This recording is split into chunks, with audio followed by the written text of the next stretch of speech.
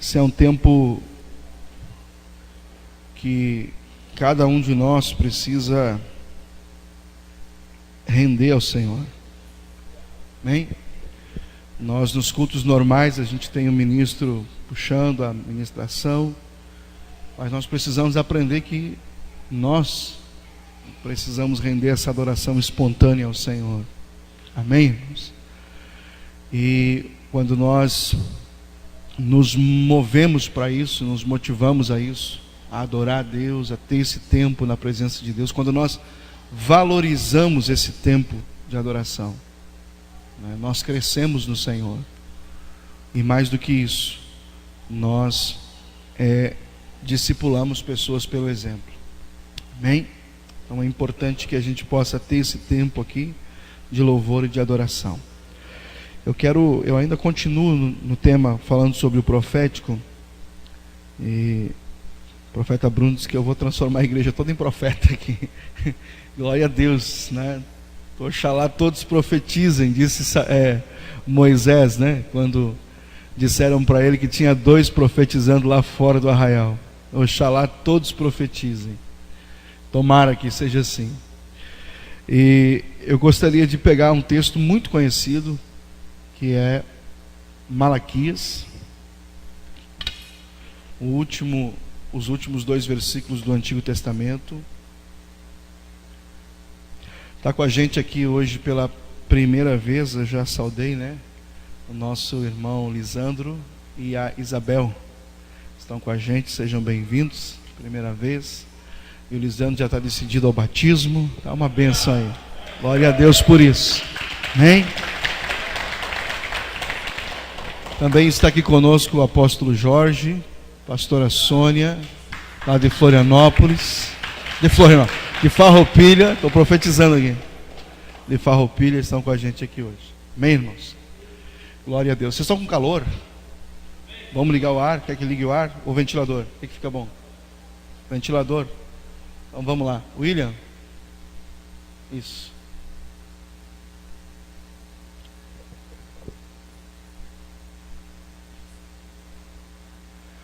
Vocês repararam que o amor faz bem para um homem? Vocês viram que faz bem? O amor faz bem, irmão. Então, quando começa a amar, né? É uma maravilha. O sorriso volta para o rosto, muda o penteado, né?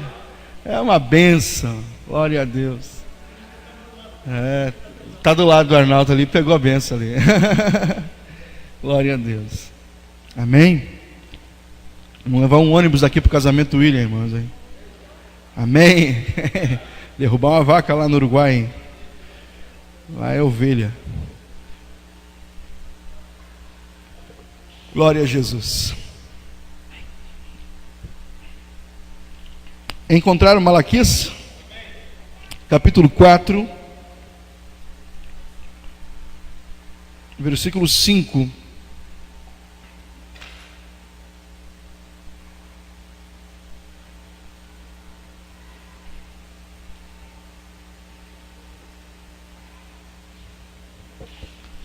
Malaquias capítulo 4, versículo 5 diz assim: Eis que eu vos enviarei o profeta Elias, antes que venha o grande e terrível dia do Senhor. E ele converterá o coração dos pais aos filhos, e o coração dos filhos a seus pais, para que eu não venha e fira a terra com maldição. Amém? O Senhor Deus está dizendo: eis que eu enviarei o profeta Elias. Jesus, ele diz, numa passagem se referindo a João Batista, você vai encontrar isso na Bíblia. Jesus diz: Elias já veio, fazendo uma referência à unção que estava sobre a vida de João Batista. Não quer dizer que João Batista era a reencarnação de Elias, porque há uma vertente, né, espírita que ensina que a Bíblia ensina a reencarnação. Por quê? Porque João Batista era a reencarnação de Elias. Não. O que a Bíblia está dizendo, ou que Jesus está afirmando, é que o espírito que estava em Elias, o ímpeto profético que estava em Elias, ele se manifestou depois de muitos anos. Estamos falando aí de centenas de anos. Para você ter uma ideia, o profeta Isaías, ele profetizou 400 anos antes do Messias. E Elias profetizou muito antes de Isaías. Mas, quando João Batista vem e surge denunciando o pecado, porque o profeta, a unção profética sobre Elias, o espírito profético que estava em Elias, era um espírito de denúncia, né? Eu falei aqui que o Antigo Testamento, o ministério profético, ele está alicerçado nisso, ele é um ministério de denúncia. E quando João Batista vem com esse ímpeto também, denunciando os pecados de Herodes, e há um entendimento teológico de que ele todos os dias, ou todos os momentos que ele encontrava com Herodes, ele ia lá e dizia: ei, você não pode ficar com a mulher do seu irmão. Então todo dia ele denunciava o pecado de Herodes, na cara de Herodes.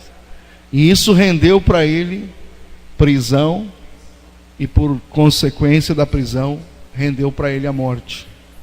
Amém?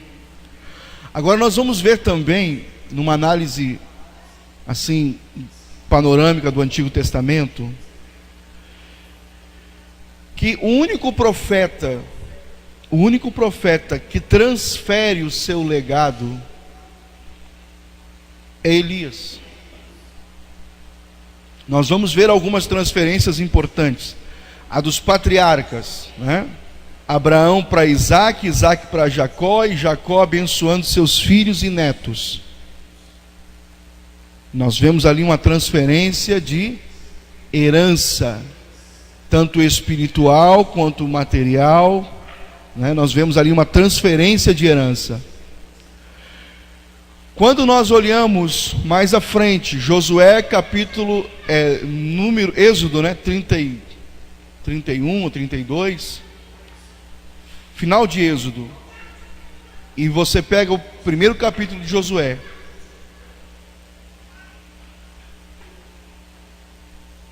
nós vamos ver ali uma transferência também de legado, porque nós temos Moisés, que é tido como um profeta, embora não profetizasse, é um legislador, ele é um apóstolo no Antigo Testamento, e nós vamos ver. Todos estão acompanhando, irmão? Aleluia. Então nós vamos ver Moisés transferindo, por ordem do Senhor, transferindo o seu legado, a sua responsabilidade de conduzir o povo para Josué. Você não vai encontrar isso em outro momento na Bíblia. Da mesma forma, nós vamos encontrar entre os livros de 1 Reis e 2 Reis, na transição dos dois livros que contam a história dos reis, nós vamos encontrar uma transição profética ali, de um legado, quando Elias transfere a sua unção para o profeta Eliseu. Você não vai encontrar mais isso na Bíblia. Você não vai ver mais isso na Bíblia. Você não vai ver Jeremias passando a sua unção profética para outro. Você não vê isso. Você não vê Isaías passando a unção profética para outro. Você não vê Joel passando, os profetas, nem os maiores nem os menores. Você não encontra isso na Bíblia em outro lugar. Você encontra aqui, porque aqui nós temos uma chave para a movimentação, quero usar essa palavra, para a movimentação da igreja nos nossos dias. Amém? A igreja dos dias de hoje, eu tenho dito que ela precisa ser sacerdotal, ela precisa ser profética, e ela precisa ser libertadora. Amém? Nós precisamos ser sacerdotes, nós precisamos nos mover no profético, e nós precisamos sermos libertadores. A igreja de hoje, ela é uma igreja que nós chamamos de igreja apostólica, né? porque ela está fundamentada na doutrina dos apóstolos, no ensino de Cristo, que os apóstolos pegam e transformam isso em doutrina, base, fundamento da nossa fé. E a igreja de hoje, ela caminha no profético, porque ela ainda é conduzida pelo Espírito Santo. Amém? O caminho está pavimentado pela doutrina dos apóstolos, os ensinos de Cristo que os apóstolos pegam e dizem: essa é a nossa pavimentação, é sobre isso que nós vamos caminhar. O apóstolo Paulo chega a dizer: se alguém vier ensinar outra coisa que não está aqui, naquilo que eu tenho ensinado para você, seja nada, deixa isso aí de lado. Diz que é do diabo, porque a doutrina dos apóstolos pavimenta o caminho da igreja. Então ela é uma igreja apostólica, ela é uma igreja que ela não está para ser, como eu costumo dizer, um termômetro. A igreja está para ser um termostato. Amém? Porque o termômetro, ele se adapta ao ambiente para declarar o ambiente. O termostato não, o termostato ele sente o ambiente e ele corrige o ambiente. Você quer um exemplo? Você pega um termômetro e coloca dentro da geladeira, fecha a porta, 5 minutos depois você abre, ele vai dizer para você quantos graus está lá dentro da geladeira. Por quê? Porque aquela reguinha de mercúrio, ela se adaptou ao ambiente para dizer para você como que está lá dentro.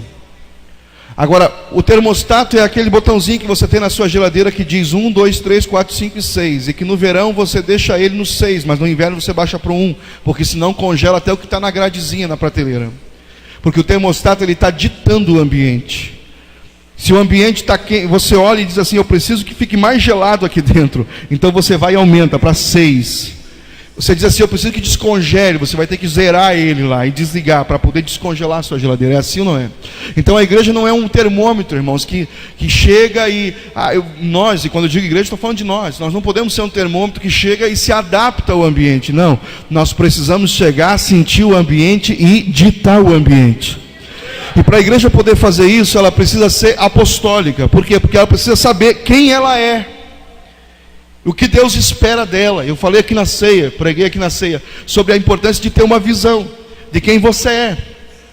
Então você chega no ambiente e diz: olha, o ambiente aqui pode ser maravilhoso, mas eu não sou isso. Então, se eu continuar aqui, eu vou precisar transformar tudo isso. O apóstolo Paulo, ele foi preso, e dentro da prisão, ele tinha muita gente no começo que não era crente. Mas ele não era termômetro, ele não se adaptou, ele influenciou, ele trouxe para dentro da prisão o ambiente que ele tinha, talvez na sua casa, no seu grupo de amigos. E em pouco tempo ele ganhou todos os que estavam presos com ele para Jesus, como ganhou também os guardas que cuidavam dele. Ele influenciou o ambiente, a partir de um entendimento de quem ele era. Vocês estão pegando ou não? Amém? Então isso é importante. A igreja, ela é apostólica. Por quê? Porque ela sabe aonde que ela tem que andar, qual é que é o nível que eu tenho que ditar. Amém, irmão? Quando eu chego numa reunião, quando eu estava falando aqui sobre adoração, quando eu chego num ambiente e eu sinto que nesse ambiente precisa se levantar um altar de adoração, eu não fico esperando o ministro começar, eu vou levantar esse altar de adoração. Você chega num ambiente, você sente um ambiente cheio de demônios, o que você vai fazer? Vai se adaptar aos demônios? Não, você vai gerar um ambiente para transformar esse ambiente, ou você vai gerar um ambiente onde os demônios não possam ficar. Amém? Nós temos Saul, ele se adaptava ao ambiente. Eu estou com a palavra de domingo ainda. Ele se adaptava ao ambiente. Os demônios estavam na volta dele, e ele estava ali frustrado. Sabe, uma pessoa que não influencia o ambiente, os demônios vêm para cima e ela entra em depressão, em angústia, em sofrimento, né? Em paranoias, em um monte de coisas mais. Agora a Bíblia diz que quando ele estava no último, que não aguentavam mais ele, de mau humor, de perturbado, chamavam Davi. Davi vinha com a sua harpa e Davi ditava o ambiente. A Bíblia diz que Davi começava a adorar e louvar o Senhor, e os demônios que a perturbavam Saul, eles eram expulsos, eles iam embora para a glória do Senhor. Toca na pessoa que está, diga: esse tem que ser você, essa pessoa que dita o ambiente. Amém? Você tem que ditar o ambiente onde você está, na sua casa, na sua igreja, aonde quer que seja. Nós precisamos ditar o ambiente. Nós estamos para isso. Se nós não estivéssemos para influenciar o ambiente, para transformar o ambiente, Jesus teria dito: vocês são pedra, vocês são carvão. Jesus teria dito: vocês são chuchu. Mas ele não disse chuchu, ele disse: vocês são o sal da terra. Amém, irmão? Porque o chuchu se adapta a qualquer sabor que você coloque. Agora o sal não. O sal ele salga, você tem que ir com temperança, né? Você tem que ir devagarzinho ali, porque senão você extrapola. Jesus disse: vós sois o sal da terra. Mas se o sal se tornar insípido, ele não serve para mais nada, a não ser para ser pisado pelos homens. Quem já leu isso na Bíblia, diga amém.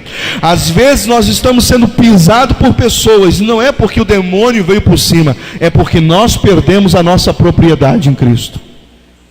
Então nós precisamos resgatar isso. A igreja, ela tem que ser apostólica, fundamentada na doutrina dos apóstolos. É isso. É por isso que nós não podemos mais conceber uma igreja liderada, e me perdoe os pastores aqui, mas eu amo o ministério pastoral. Eu fui apacentado muito tempo pelo ministério pastoral. Mas quando você entra para a Bíblia, você descobre que a igreja nunca foi liderada por pastores. A igreja sempre foi liderada por apóstolos e profetas. Então nesse tempo nós estamos restaurando esse modelo antigo e abrindo mão de um modelo que foi nos dado no passado tempo. Por quê? Porque nós nos adaptamos a práticas, a costumes, pregamos costumes de uns e de outros, e fomos nos adaptando, e chegamos a uma igreja impotente, a uma igreja que não influencia, a uma igreja que não marca a diferença em lugar nenhum. Mas hoje Deus tem trabalhado a nível de planeta Terra, de um mundo, restaurando essa identidade apostólica e profética da igreja. Amém, irmãos? Nós estamos voltando para o modelo de Atos dos Apóstolos, uma igreja dirigida por apóstolos e por profetas, que tem nos seus pastores o êxito do apacentar do dia a dia das ovelhas, do cuidado, do trato, da alimentação, do discipulado. Pastores, não estou desmerecendo pastores aqui, mas eu estou dizendo que muitas vezes a igreja deixou de avançar por causa de falta de uma visão ampla das coisas, de uma visão apostólica das coisas. Porque o ministério apostólico, ele te dá direção, ele te dá visão. Amém? Então, tem pessoas que chegam aqui na igreja e dizem assim: olha, depois que eu vim para cá, eu aprendi mais em 6 meses do que 6 anos que eu tive na outra. Depois que eu vim para cá, eu aprendi mais em 6 meses do que em 6 anos que eu tive na outra. Por que isso? Porque o ministério apostólico, ele te dá visão. Você não precisa ser ungido apóstolo para ter visão, não. Se você caminha debaixo e está trilhando o fundamento apostólico, você vai receber essa visão, ela vai ser manifesta para você. Amém, irmãos? Então estamos voltando a esse desenho. Da mesma forma, como eu disse, a igreja ela caminha na pavimentação do apostólico, da doutrina dos apóstolos, mas ela não deixa de ser profética. Por quê? Porque ela é conduzida pelo Espírito Santo. E o Espírito Santo, ele tanto vem aqui e transforma o Logos em rema, a palavra em rema na nossa vida, quanto ele dirige a igreja pelos dons e por suas manifestações.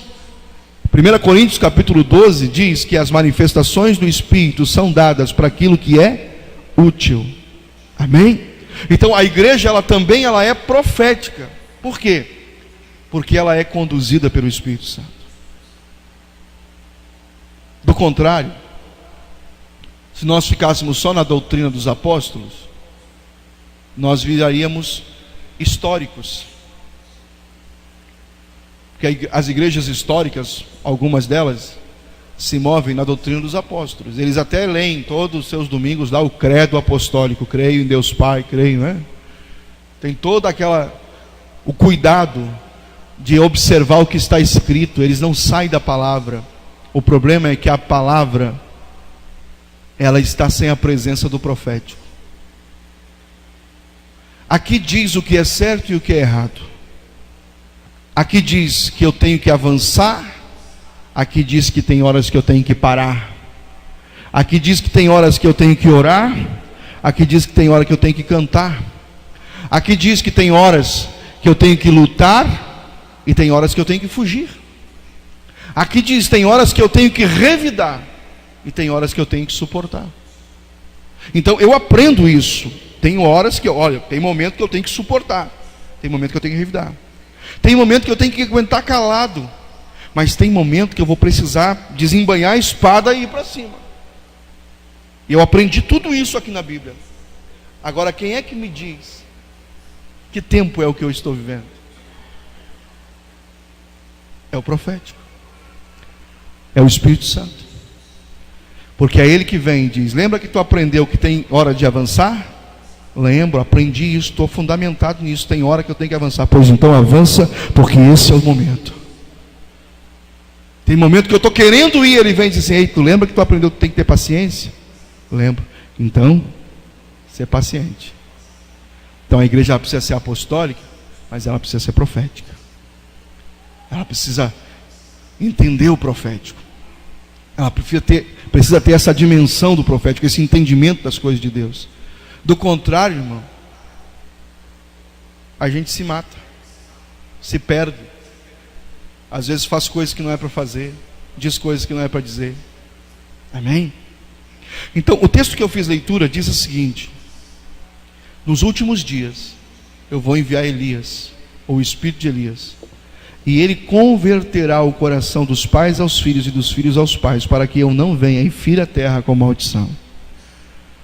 O tema que eu quero falar hoje aqui é o coração de uma igreja profética.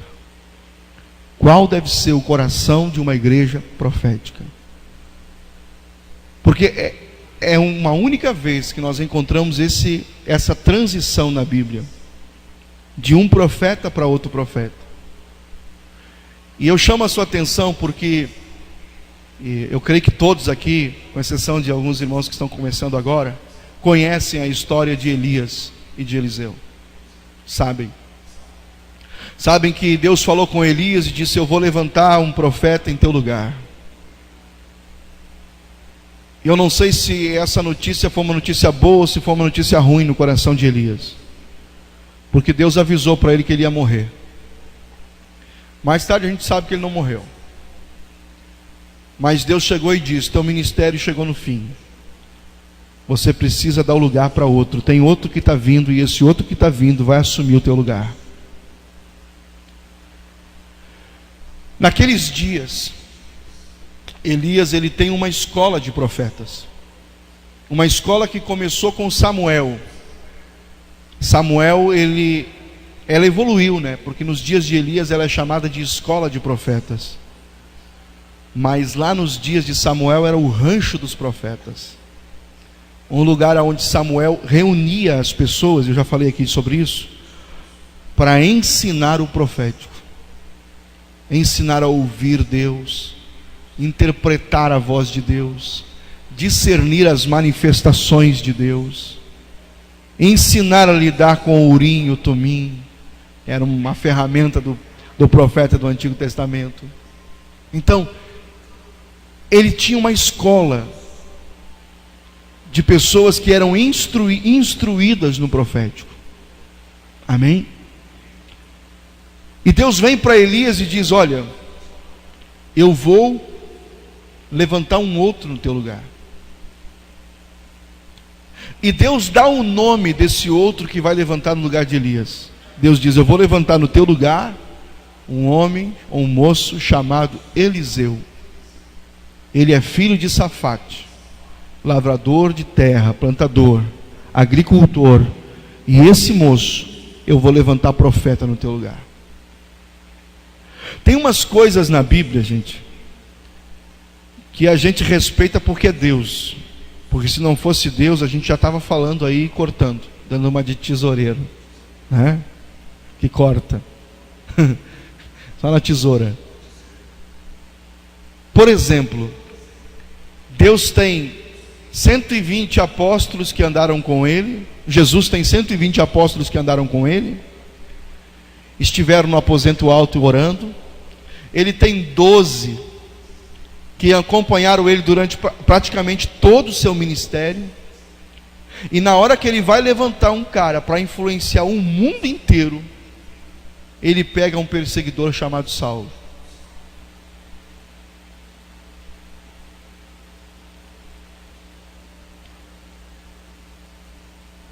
Eu digo que o ser humano respeita isso porque é Deus. Porque a gente diria, por que não pegou o João, o Tiago?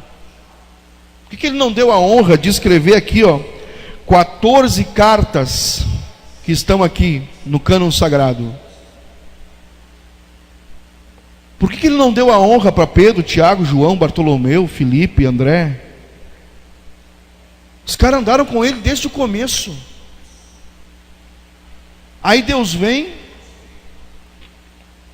e dá a honra para o Saulo, que concordou que Estevão tinha que ser morto apedrejado, que perseguia os irmãos, arrastava, jogava nas cadeias. Aí Jesus vem e converte o coração dele e faz dele, se não, o principal apóstolo da igreja. A gente só engole isso porque é Deus. É ou não é verdade?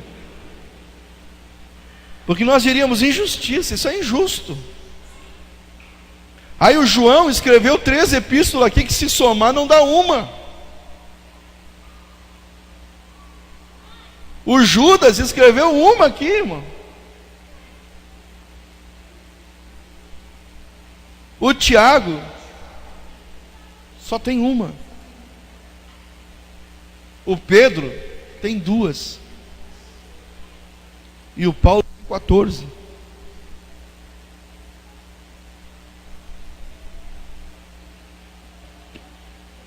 É que Deus escolhe de um jeito que a gente um dia vai entender a balança de Deus. Amém? Por isso que uma igreja não pode. Às vezes eu vejo as pessoas assim, não, pela misericórdia de Deus eu sou presbítero, mas se eu continuar firme, daqui 20 anos eu serei pastor.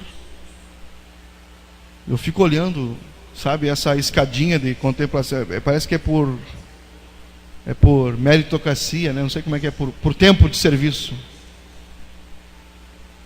A Bíblia diz que antes de nascer você já é. E se você ficar aqui 20 anos e eu demorar em 20 anos para descobrir qual é o seu ministério e ativar você no seu ministério, eu estou errado aqui. Eu, como pai da casa, nós precisamos ativar ministérios. Amém? Tem outra coisa na Bíblia que é estranho.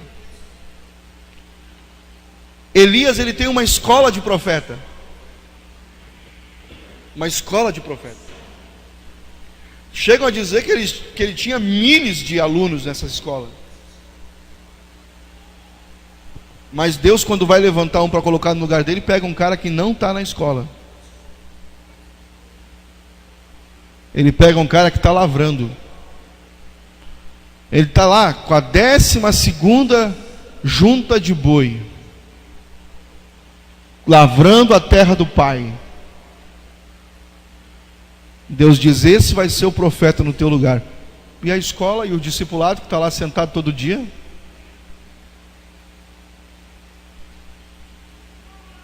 Tem uma coisa que a gente precisa descobrir aqui hoje.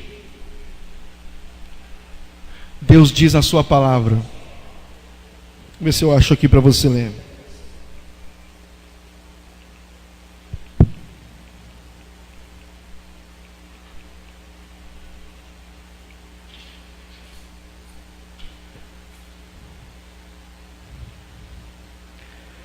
Jeremias 17:10. Quem pode ler?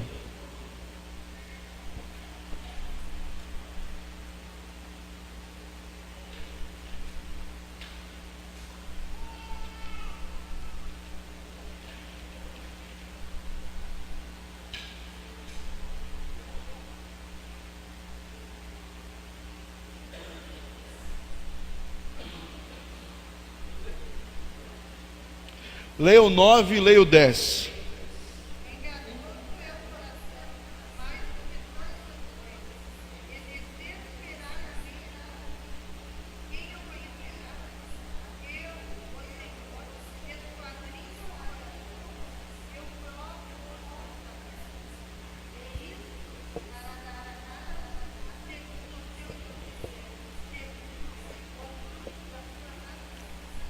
Amém? Todos leram? Eu, o Senhor, esquadrinho os corações, ou esquadrinho o coração, Eu provo os pensamentos, e isto para dar a cada um segundo o seu proceder, segundo o fruto das suas. Aqui nós temos o critério de Deus para a seleção. O critério de Deus para a seleção. Amém? Qual é o critério de Deus?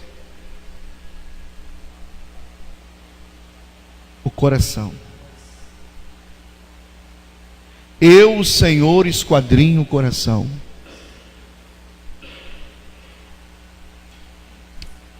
Olhe para a pessoa, toca na pessoa que está do seu lado, diga para ela: Deus está olhando o seu coração. Amém? É o seu coração. O coração fala de motivação. Coração fala daquilo que te move, daquilo que nós temos na Bíblia pessoas. Eu falei aqui outro dia, né? Nós temos um homem na Bíblia chamado Joabe. Vocês conhecem a história de Joabe? Joabe lutou a vida inteira por aquilo que era certo. A vida inteira ele lutou por aquilo que era certo. Mas no final da sua vida, ele precisou ser tirado da história. Porque embora lutasse pelo que era certo, o coração dele não era um coração correto. E Davi, quando fala com Salomão, Davi diz assim: Salomão, quando você reinar, você tem que pegar Joabe e tirar fora. Sabe por quê? Porque o coração dele não é um coração correto. Talvez Salomão dissesse assim: mas Deus, mas pai, ele serviu o Senhor a vida inteira. Sim, serviu, mas o coração dele não é correto. Tem muitas pessoas, irmãos, que servem ao Senhor, caminham ao Senhor, né, e se envolvem com as coisas de Deus. Eu falei outro dia que tem gente que está construindo o reino, envolvido com as coisas do reino, mas não vai desfrutar do reino, nem desfruta do reino por causa do coração. As motivações do coração. Joabe foi um cara que nunca desejou o lugar de Davi. Ele nunca quis ser rei. Ele sempre lutou para ser o comandante da guarda de Davi. Mas ele nunca teve o coração do seu líder. Ele nunca se moveu segundo o coração de Davi.